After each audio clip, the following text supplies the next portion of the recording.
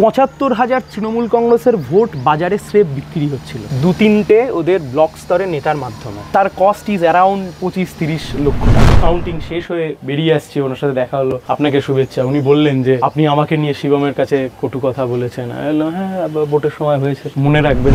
৫-৬ জন সাংবাদিক অন্তত আমাকে রিপিটেডলি ফোন করে বলতো যে তৃণমূল কংগ্রেসের অন্তত ২জন বিধায়ক তারা বিজেপির সাথে ডাইরেক্ট যোগাযোগ আছে। আমরা রাজনৈতিক দল ৩৪ বছর সরকারে ছিলাম, এই মুহূর্তে সংসদীয় রাজনীতিতে একটু পিছিয়ে আছি, বাট হাম কিসি সে কম নেই।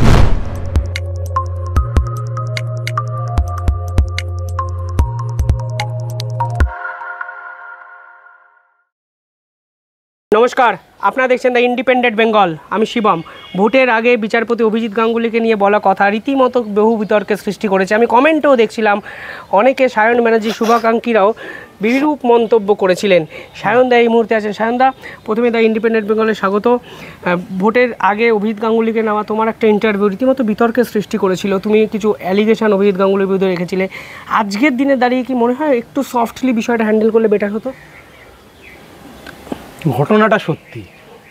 এবার এই আমি তোকে ভালোবাসি, আই লাভ ইউ, তুমি যদি এটা সফট বলো আলাদা বিষয়, বাট ঘটনাটা সত্যি। আমি তোমাকে ভালোবাসি শিওর, এটা সত্যি কথা, কিন্তু আই লাভ ইউ আর আমি তোমাকে ভালোবাসির মধ্যে তফাৎ আছে। কিন্তু এই অ্যাগ্রেসিভনেসটা অনেকে একটু খারাপ নিয়েছেন মেবি, বাট ঘটনাটা সত্যি।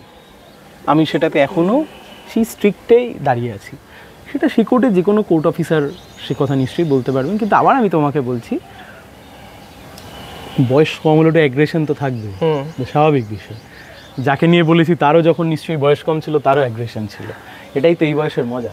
কিন্তু অভিজিৎ গাঙ্গুলি বিষয়টা সে অর্থে ঠিকভাবে নেয়নি। তোমার আমি তো ওনার ঠিকভাবে নেওয়ার জন্য বলিনি, আমি তো ওনাকে শুভেচ্ছা জানিয়েছি। যখন কাউন্টিং শেষ হয়ে বেরিয়ে আসছে, ওনার সাথে দেখা হলো, আপনাকে শুভেচ্ছা। উনি বললেন যে আপনি আমাকে নিয়ে শিবমের কাছে কটু কথা বলেছেন। হ্যাঁ, ভোটের সময় হয়েছে, মনে রাখবেন না, আপনাকে শুভেচ্ছা রইল, এটুকুই বলতে পারি। এই লড়াইটা একটা অন্য জায়গায় চলে গেছিলো, একটা ব্যক্তিগত লড়াইয়ের জায়গায় চলে গেছিলো। এটা না হলেই কি ভালো হতো? আমি তো করতে চাইনি কখনো ব্যক্তিগত লড়াই। তুমি গোটা প্রচার জুড়ে আমাকে দেখাতে পারবে যে আমি তৃণমূলের প্রার্থীকে অথবা বিজেপির প্রার্থীকে ব্যক্তিগত আক্রমণ করেছি? কখনো তুমি দেখাতে পারবে? তুমি দেখাতে পারবে না। আমি তো পলিসির কথাই বলেছি যে হলদিয়াতে কি করা যেতে পারে, কোলাঘাটে ফুলের জন্য কি করা যেতে পারে, ময়নার মাছ চাষের জন্য কি করা যেতে পারে, পান চাষের জন্য কি করা যেতে পারে, বিড়ি শ্রমিকদের জন্য আরও কি প্রকল্প বা ইত্যাদি ইত্যাদি করা যেতে পারে। আমি তো প্রকল্পের ওপরেই দাঁড়িয়েছিলাম। পরে দেখলাম ব্যক্তিগত আক্রমণ করলে ভোট আরও বেশি পেতাম। এই তো দাদু নাতি হাতি সাপ আর কার্বলিক অ্যাসিড এসব করেই হয়ে গেল। না, অভিজিৎ গাঙ্গুলি তো তোমার প্রশংসা করেও আমি দেখছিলাম বলেছিল সিপিএমই প্রচার করছে, সিপিএমই ময়দানে আছে, এই ধরনের একটা কথা বলেছিলেন। সেটাও ফ্যাক্ট বলেই উনি বলেছেন বলে আমার বিশ্বাস। এটা সত্যি, এটা বাস্তব। কিন্তু এক্ষুনি কেউ অতি উৎসাহী মানুষ নিজেকে লিখতে পারেন, যদি এতই ভালো কিছু করবেন হারলেন কেন? এগুলো আমার হারার জন্য জাস্টিফিকেশন নয়। দেখো, একেবারে বিশাল ভোটে জিতে যাবো বা এরকম কিছু সেটা নয়, কিন্তু একটা বিশাল অংশের ভোট লেফটের প্রাপ্য ছিল। সেই ভোট থেকে আমরা শেষ 4 রাতের খেলায় বেরিয়ে এসেছি। 1 নম্বর ঘটনা নন্দীগ্রামে খুন, সেটাকে কেন্দ্র করে বিজেপি তৃণমূল, সেটাকে কেন্দ্র করে হিন্দু মুসলিম হয়ে যাওয়া। 2 নম্বর মহিষা দলে তৃণমূল কংগ্রেসের নেতা খুন, সেটাকে কেন্দ্র করে টিএমসি ভার্সেস বিজেপি হয়ে যাওয়া। 3 নম্বর ঘটনা কোলাঘাটে শুভেন্দু অধিকারীর যে বাসভবন, সেখানে পুলিশ যাওয়ার ফলে সেই গোটা লড়াইটা আরও বেশি তৃণমূল ভার্সেস বিজেপি সেন্ট্রিক হয়ে যায়। সেখানে সিপিআইএম তখন সত্যি খেলার বাইরে বেরিয়ে যায় বলেই আমার ধারণা। এবং ভোট লুট নিয়ে বিভিন্ন ক্ষেত্রে অভিযোগ হয়েছে, বুথ আগলানো সম্ভব হয়নি একাধিক জায়গায় রাজ্যের। তোমার কি কোনো অভিযোগ এক্ষেত্রে অন্তত তমলুকে? আমি তো অভিযোগ করবার জন্য লড়াই করতে নামিনি, আমি লড়তে নেমেছিলাম যাতে পার্টিকে জেতাতে পারি, অথবা না জেতাতে পারলেও পার্টিকে যাতে একটা সম্মানজনক জায়গায় আমরা পৌঁছাতে পারি। এটা কোনো ব্যক্তি সায়ন ব্যানার্জির লড়াই নয়। সেখান থেকে দাঁড়িয়ে আমি তো কোনো অভিযোগের গল্প দিইনি। প্রথম 1-1.5 ঘন্টার মধ্যে কিছু এজেন্ট অপহরণ হয়েছিল, কিডন্যাপড হয়েছিল, কাউকে বসতে দেয়নি, সবাইকে গিয়ে বসিয়েছি। যারা কিডন্যাপ হয়েছিল তাদেরকে তুলে নিয়ে এসেছি।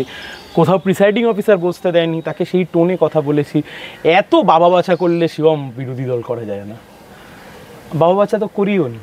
কিন্তু এটা তো বাস্তব। তোমার থেকে তুমি টিভি চ্যানেল থেকে তর্ক বিতর্কে বহু ক্ষেত্রে দেবাংশু ভট্টাচার্যের সাথে তোমার একটা ডুয়েল সোশ্যাল নেটওয়ার্ক দেখেছে, সবাই দেখেছে, শুধু সোশ্যাল নেটওয়ার্ক টিভির পর্দা দেখেছে।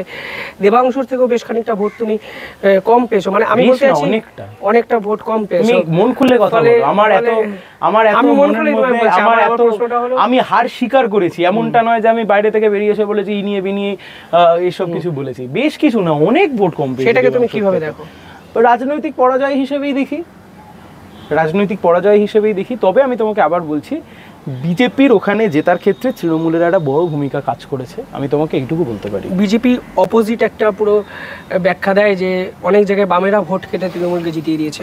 প্রথম কথা হচ্ছে, আমরা লড়তে নেমেছিলাম ভোটের জন্য, আমরা কোনো বিজেপি তৃণমূল ইত্যাদি ইত্যাদি গল্প দেওয়ার জন্য নামিনি, আমরা লড়তে নেমেছিলাম জেতবার জন্য, ভোট বাড়ানোর জন্য। তা কারুর যদি নিজের ক্যাপাসিটি না থাকে, তাই হয়েছে। নিজের প্রেমিকার দিকে একটু নজর রাখতে হয়, বা নিজের প্রেমিকের দিকেও একটু নজর রাখতে হয়, তাহলে এইসব ঝামেলা ঝঞ্ঝাট হয় না। কেউ নিজে যাদের ভোট দিয়েছিল 2021-এ বিজেপি, যারা বিজেপিকে ভোট দিয়েছিল, বিজেপি তাদের প্রতি নজর দেয়নি, আমরা নজর দিয়েছি বলে আমাদের সাথে এসেছে। না, যদি তুমি গ্রাউন্ড রিয়েলিটি পলিটিক্সটা দেখো, কোথাও গিয়ে বাম সমর্থকও তৃণমূল এবং বিজেপিকে ভোট দিয়েছে। সেটা কেন হয়েছে সেটা না, সবটা ঠিক না। বহু জায়গায় আমাদের বহু ভোট বেড়েছে। এমনটাও হতে পারে যে তমলুকে আমাদের ট্র্যাডিশনাল কিছু ভোট কমেছে, আমরা অন্য জায়গা থেকে কিছুটা ভোটকে গেইন করেছি, আমার সেটা মনে হয়েছে।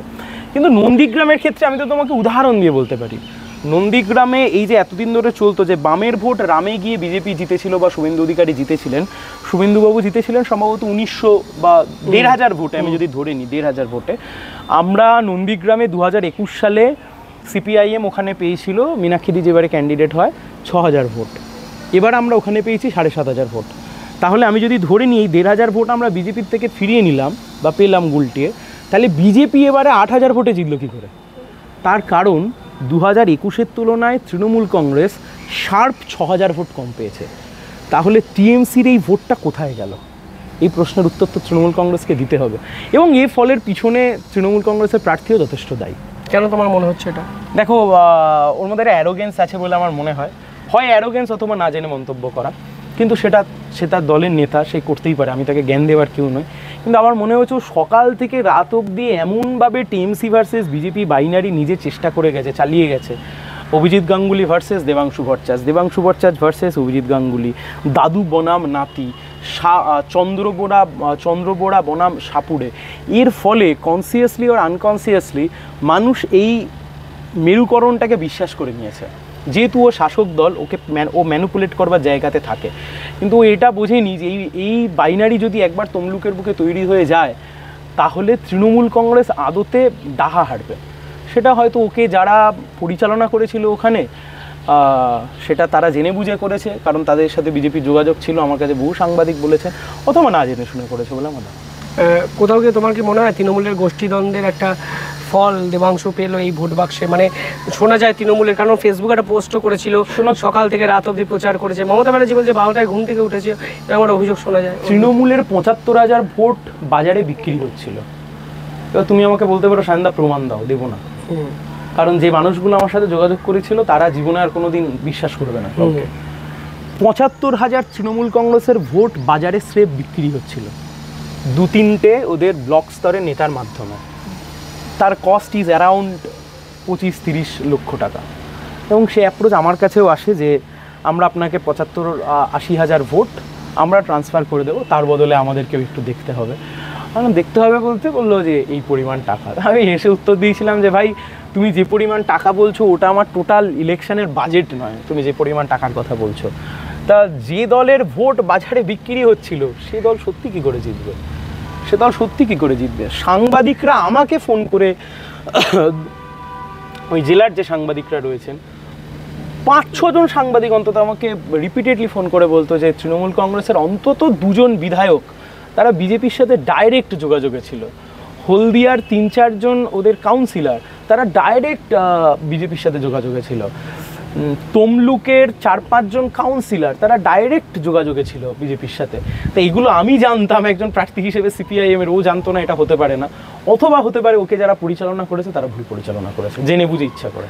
স্যার, তুমি একজন পেশায় আইনজীবী, তবে আমি তোমাকে আবার বলছি, আমি যদি ওর জায়গায় থাকতাম, আমি দূর থেকে দেখেছি তো, দেখো ওর কাছে যা অপরচুনিটি ছিল সে অপরচুনিটির 1%ও আমার কাছে ছিল না। ও যা মেশিনারি নিয়ে ভোট করেছে সেই মেশিনারিতে মিনিমাম 1-1.5 লাখ ভোটে জেতার কথা।